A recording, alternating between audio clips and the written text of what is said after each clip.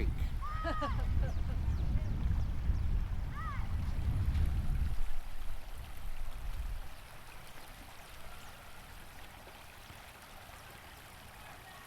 So pretty.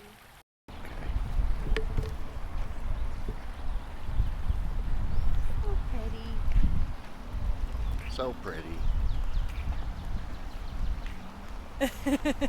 I knew you were doing that. I was trying to get away. You're stuck with me. Good.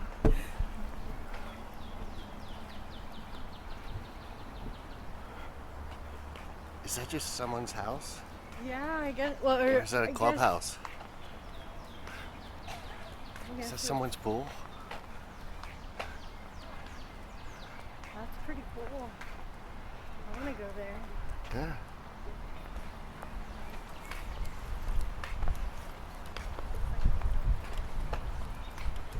So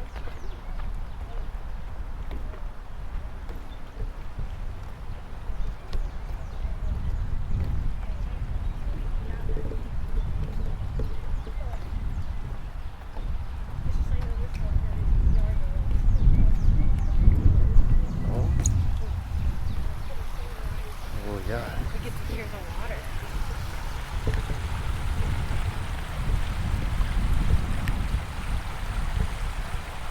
I love the sound of the water.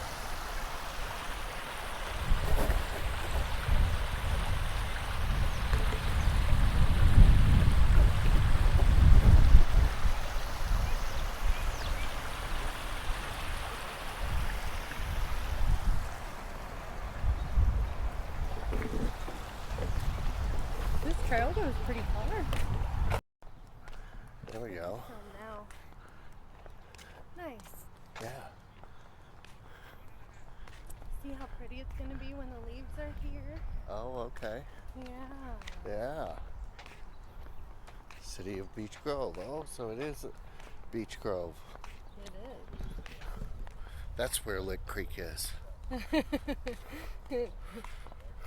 That's where it is.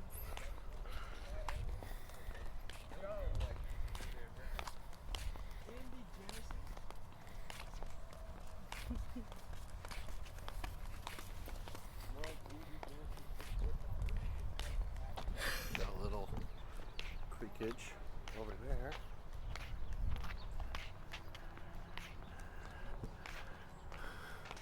We have people wearing short shorts and overalls. Oh, yeah, I did see the overall action. This is Indiana. Looked like someone way too young to be wearing overalls. I thought that there was like a minimum age in Indiana. And one time I went on a date with a guy that had suspenders. Oh. Now, I'm not opposed to suspenders entirely. Ugh. No? No. You're not allowed to have them. Please, no. Okay. I saw Justin Chancellor, bass player for Tool, wearing them Okay. one tour, and I thought, oh, suspenders can be cool. Okay, for some people, but nobody. Not this guy? No, please no. Okay. Some things only movie stars should do, I guess.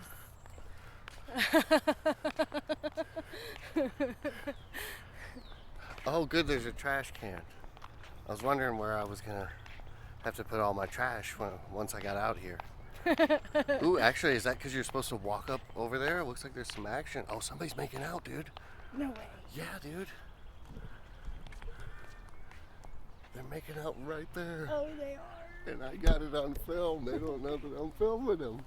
How creepy is that? Be careful. I mean, that's what happens at Lick Creek Park. Let's be honest. Funny. I guess we're going to just let them be. I guess. We're not going to go down to their spot. No.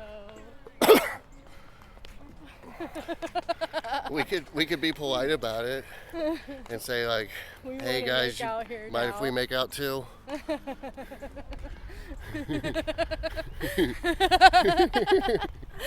Is that cool or no? Can we make out over Yeah. here? No? Alright, we'll see what. Keep on moving down the trail. See what else it has to provide us. Look, stay sober. It's creepy. Why you gotta be creepy? That wouldn't make me want to stay sober, that creepy guy.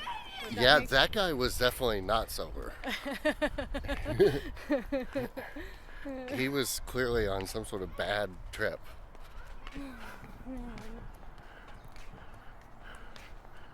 Maybe that's why he's warning you. Maybe.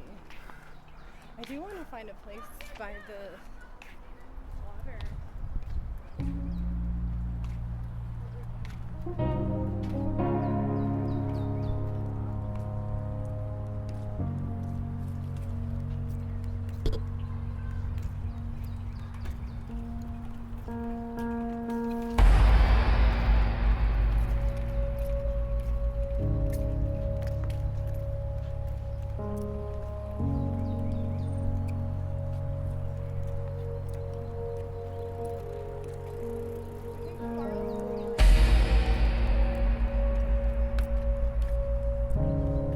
This is Bridge 1. I've never been really past this point. Really? You've never been past it? Yeah, because I came here to jog. And by the time I was here, I was dying. I can't turn around. Oh. Gotcha. It was hot like this. You're hot like this.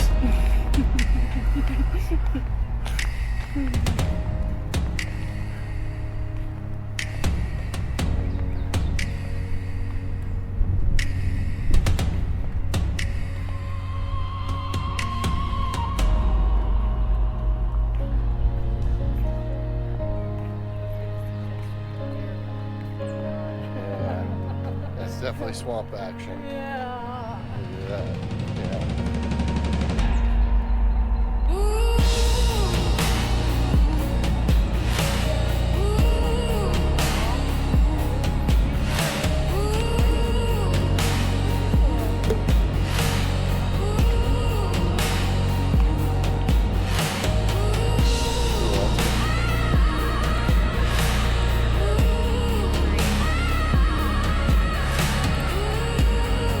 Yeah. That sounds good.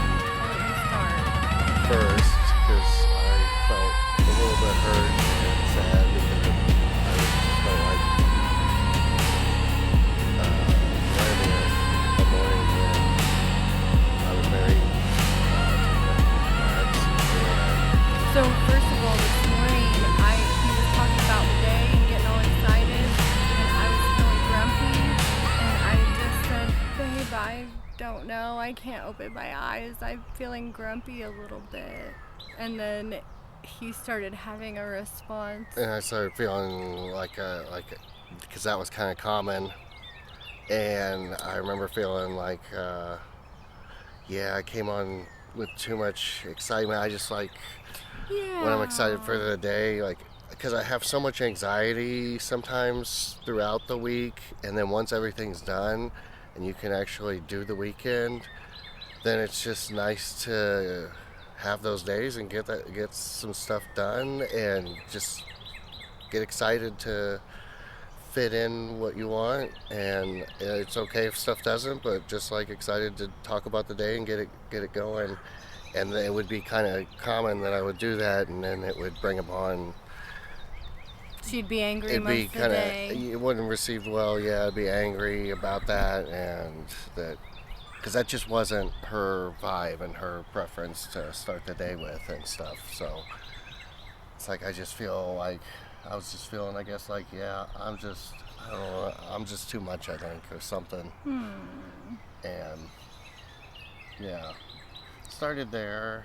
Yeah, I don't and even remember. well, and then we kind of worked through, like, a lot of times those people want to project their sickness onto you. Like, he was excited for the day, and I was feeling grumpy, and I was thinking that was my crap, and I felt bad that, like, my crap triggered his stuff, but it was good because I told him, I said, he started crying, and I told him that he should just cry. Crier. He should just cry and let it out, because this is stuff it's coming up because it wants to come out, and we were able to look at it and reframe the whole thing in a different way, so that you could see it, so that you're taking the blame off of you, because in those moments that was her issue, not yours.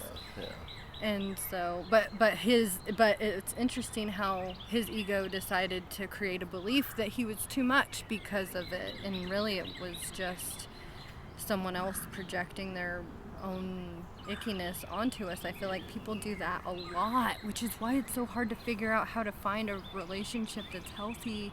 Well, I wasn't a healed person back then, so it was unhealed on unhealed, and it you get a lot of misunderstandings, a lot of you're with the person, but you might as well be alone.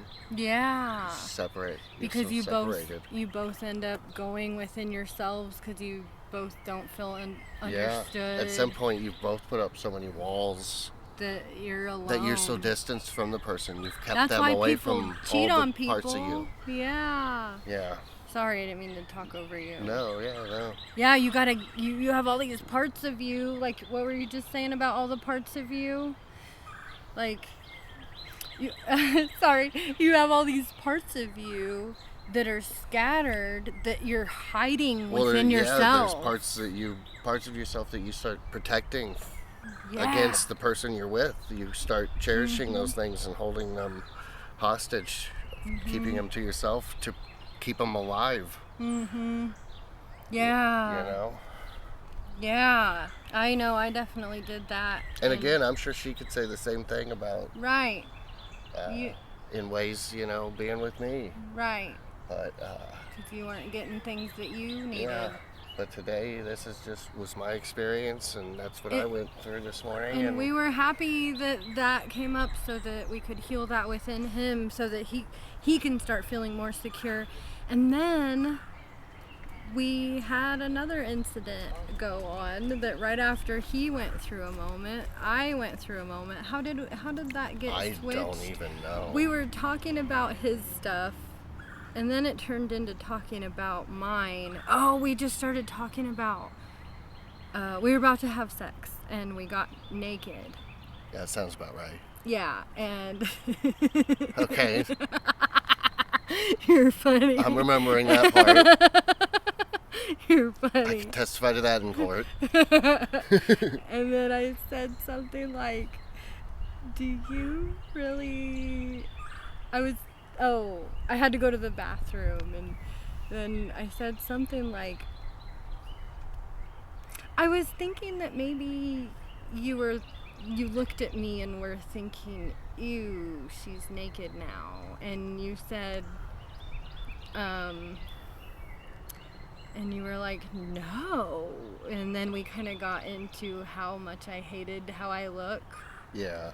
And then, and he was saying how, like, when I'm naked drying my hair, and he thought I was looking in the mirror, getting myself pretty, and I was admiring myself. And that's what I thought. I thought she's thinking, because I know she loves her hair, is making myself all pretty for him, and loving herself. And I told him thinking how great it is to be a woman.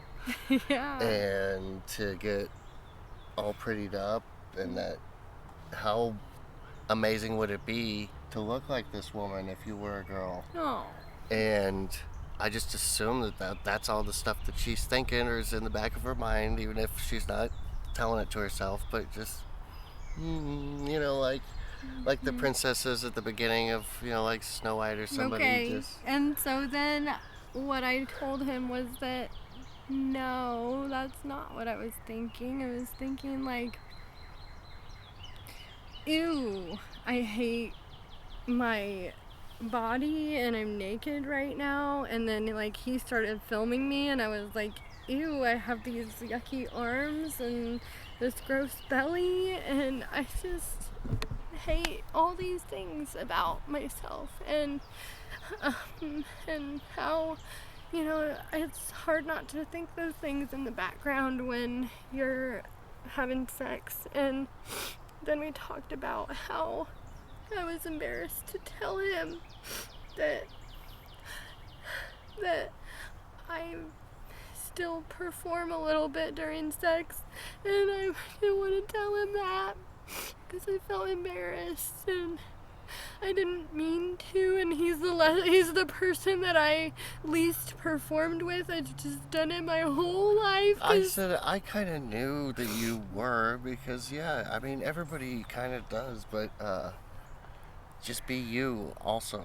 Just I've you. made sex about the other person, and I think that a lot of women have done that. They make it about the man, and that's why they do the performing things, because they know. I think that's true for both genders, and I think that there's like this big divide right now. That's like, true. He wants this, or here's what he needs, and then she's doing the same thing. There's like the male culture and the female culture. Can you tell them what you told me when I said that? You said you knew that, and then you said that sometimes it can be distracting. You said sometimes me making noises can be distracting. Oh, yeah, because her performing was a lot of it like making, it would be like moans and stuff, and just in a way that as a guy you never really know if what you're doing feels good genuinely, or if she's just moaning because she's having sex. That's what girls do. Yeah. And it is nice to know the difference, because if it is something that does feel really good, so I've been here the whole time, every time she's moaning, thinking that is information that I needed to, okay, so that particular, like if I happen to move one knee back or something, it's like, and then there was a moan. It'd be like, oh, okay, found the perfect position, so then I'll just be uncomfortable for the next 5-10 minutes to get that spot. Yeah, and then maybe she's thinking like, oh, I wish he hadn't moved his knee. Doesn't feel as good, right? And then we did this thing where we just started talking during sex. Yeah, like being ourselves. We were being ourselves, and he was inside me, and we were just having a conversation about. Yeah. I think that there should be more of that. I think that we all get in our heads that we're supposed to all be in a performance mode, that we're supposed to not ruin this blessed, beautiful thing. But we are the blessed, beautiful thing. It's not the sex. It's almost like we've glorified the sex. If you need to get up and go to the bathroom, go to the bathroom. If you need a drink, get a drink. For real. Just be you. There's not like some trance that overcame the other person, and they're only going to want you before the bathroom break. If that's the case, it was probably the wrong decision to begin with. Let's be honest. You're so funny. I love you so much. So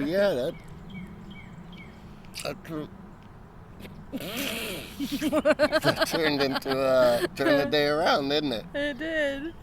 And so we just had a little bit of sex, and I told him that it wasn't feeling that good for me, and that felt so good for me to tell him that. And he said, well, can I do it anyway? I said, yes. Because he was horny.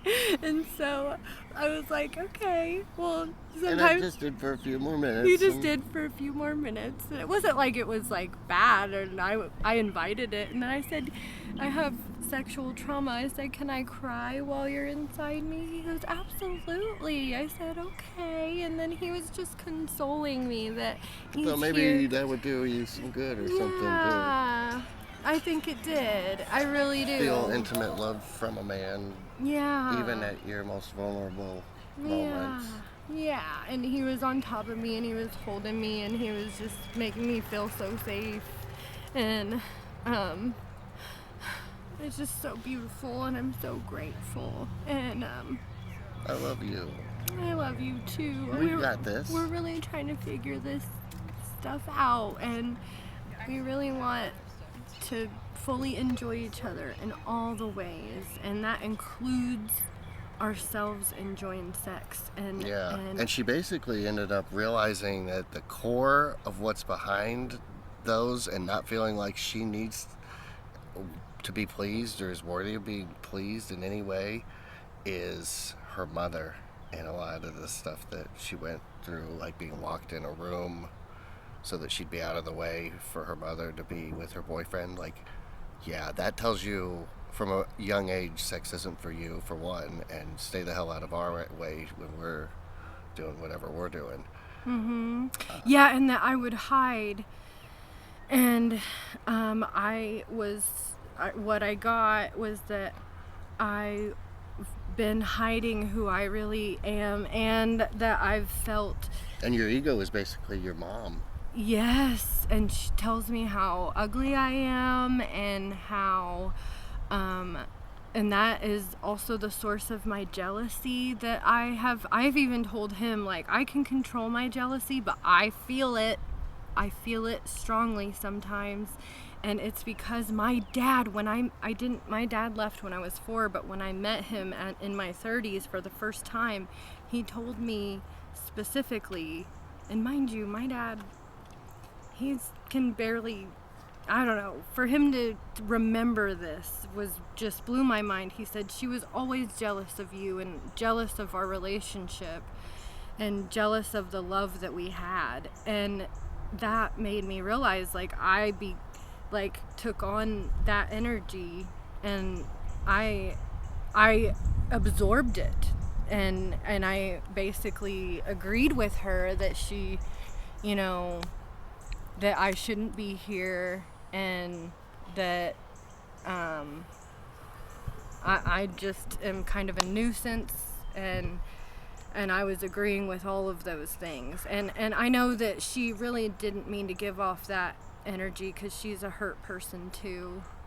Yeah. But that's just how it came off, and I do forgive her to the best of my ability. I want you all to know that. Like, I'm not just shitting on my mom. We just all have these things. My mom was just really not the best mom. We can say that. In one of our mushroom trips, one of the more profound ones that you and I had, is we called your mom up, and you, for one, not immediately, but you introduced her to me and stuff, and we got to chat with her mom for a little while. But she called her specifically to tell her that I blamed you for a lot of this shit, and I've been madder than hell at you for years. And she said, I know. She knew.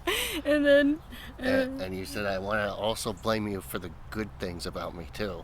And I thanked her for the strong will, because my mom, she was a single mom, and she went to college. She was doing drugs, but she got herself through college, and she moved us all the way to another state that she knew no one.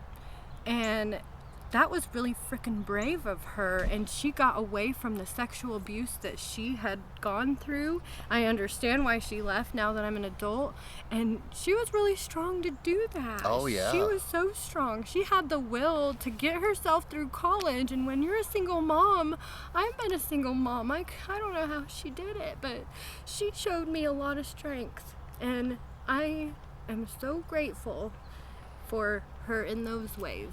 And there are things that her bad mothering created, and I'm not hating on her for them anymore, but I am trying to figure them out. Yeah. So anytime I talk about my mom in a negative way, I always kind of feel bad, but at the same talking about yourself to some degree. Yeah, that's true. And they say that when you're in an abusive relationship like that, you almost have to become just as sick as them, and you become your abuser in a way, because you have to regulate their emotions. And that's how empaths are made sometimes, because you're trying to gauge how they feel so that you can be safe. And that, if you think about it, I did that with sex. I was gauging how the man felt so that I could know how to be. But now I'm safe, so now it's like I need to retrain myself to be who I want to be, and I can trust this manly man to be who he wants to be and still keep me safe. Because I used to not be in a safe environment, and my ego trained me to protect myself in those ways, and I needed it. Yeah. But I don't need it now, and so now I need to retrain myself. And all of us women, including his ex-wife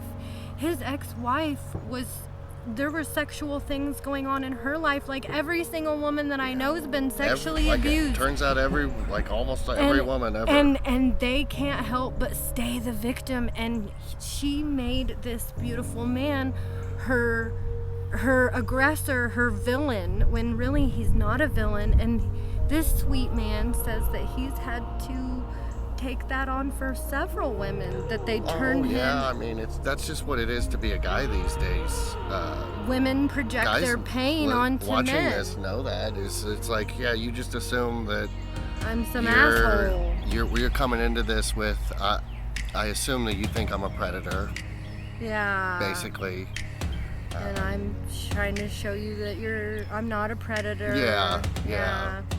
Working from a deficit. Well, that just tells us how sick the world is sometimes, and that's literally why we're trying to get this channel out, is because we want to. We want the awareness. The relationships between men and women need to be healed, and instead of some woman talking about it or some man talking about it, we need couples talking about it. Mm-hmm. Couples that are figuring it out. Yeah, we need couples to be sharing what they're figuring out, so that other couples can figure out how to be together.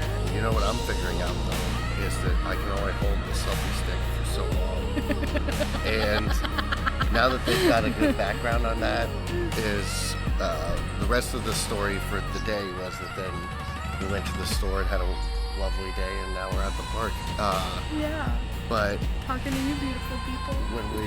When we return, I do think we should share with them, now that they've got some background on you, a little bit more, give them the interpretation for your dream that you had when you were 6. Yeah, I had a really fucked up dream when I was 6, and she's had trouble interpreting the dream herself and what it all means, and it's hard. It's not real. I mean, it's kind of out there, so it's hard to figure out exactly what might mean what.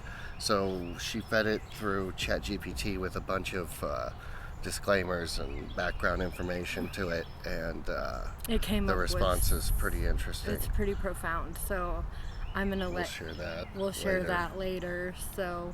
Yeah, and I felt like I needed to listen to it again, so I'm going to listen to it again with you guys to see if my response is not as strong, because when I listened to it, I sure cried a lot, and I want to listen to it again so that I can get the rest of the pain out, and like if there is any left that I didn't get out the first time I heard it, because I want to heal, and I'm not afraid of my pain, I'm not afraid of being sad.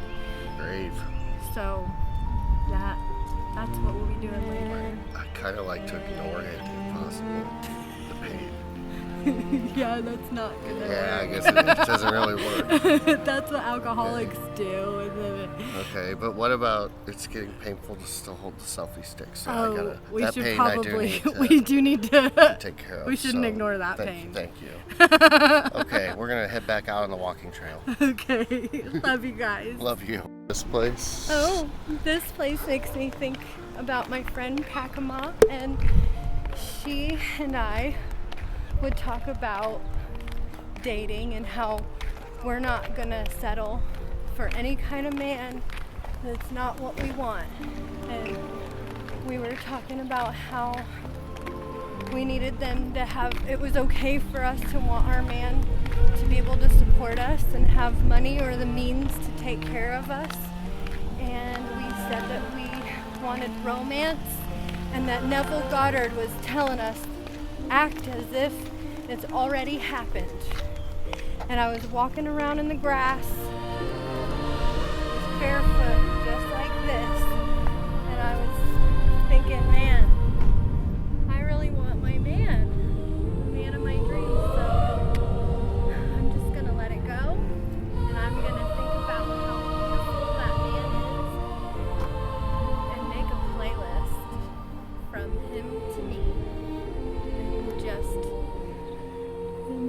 just enjoy the love from the playlist and believe that it's mine. So that's what I did. And here you are. Like a year later. I had to let go of some stuff and realize, oh, see, I told you, this is a good place to go. I had to let go of needing a relationship. And once I did, I cleaned out my closet and reappeared.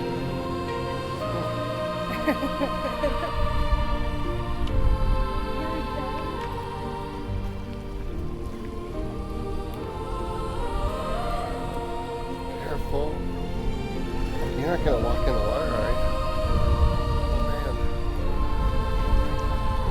Of course she is. Silly. That's why I wanted to come down here.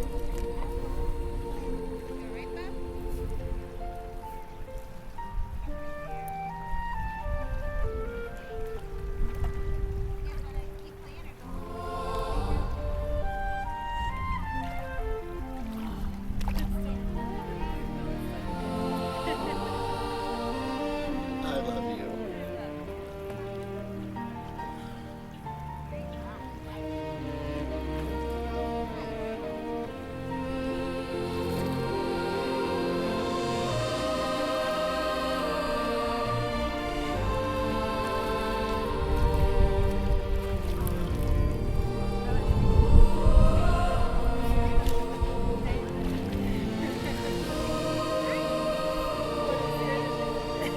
I'm not gonna stop you.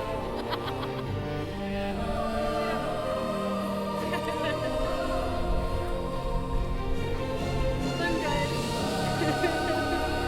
It does feel so good though. Feel how cold my feet are. Ah! I just put my foot on his arm. I can attest. The water is still cold at the end of March. Oh, also,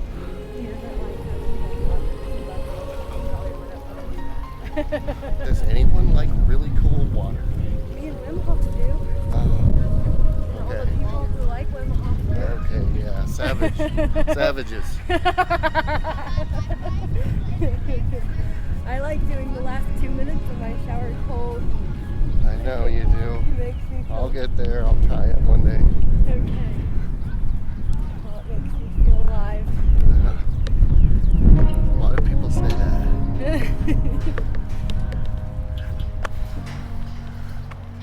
All right. I guess that's it from Lick Creek here. It's been fun. Talk to you later.